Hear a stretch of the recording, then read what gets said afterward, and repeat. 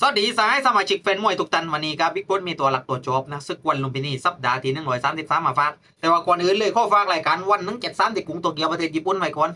ที่จะทำการชกกันในวันที่16พฤศจิกายน2568ในวันอาทิตย์ที่จะถึงนี้ตอนนี้นะในกอบกล้วยบิ๊กปุ๊สปอนเซอร์ได้เปิดปาล่ามากอบตุกูแล้วเข้าไปดั้มกันได้เลยไปติดไปน่วงมันได้เลยค่าน้ำดีว่าที่อื่น1,000%บิ๊กปุ๊การันตีแถมการเงินมันคงปลอดภัย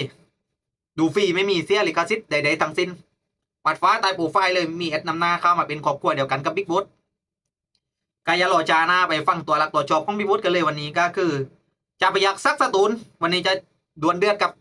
ซามันดาคาซานอฟนะไปฟังประวัติเก่าๆของจัดไปยักกันก่อน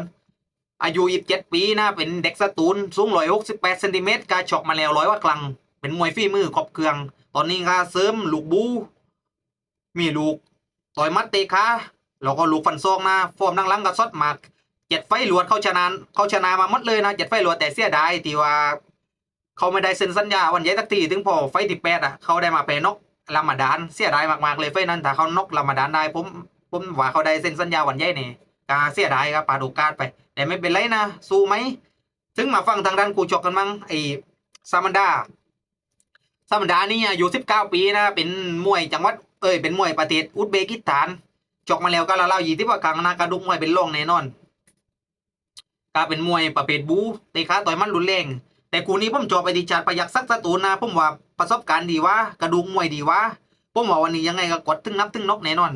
ฝากกดติดตามผมไว้ด้วยเพื่อจะได้ไม่พลาดข่าวสารดีๆในวงการมวย